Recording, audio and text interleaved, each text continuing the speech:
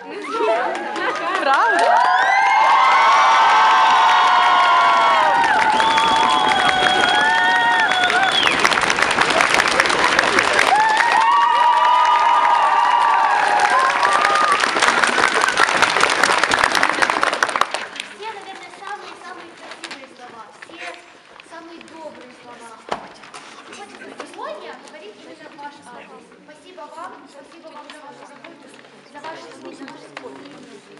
Многоденствие, здравие, крепости духа.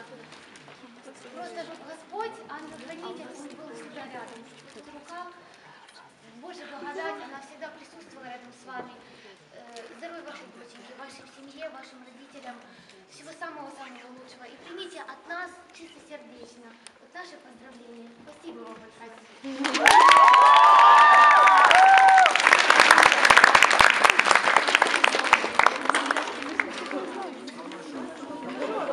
До мажору.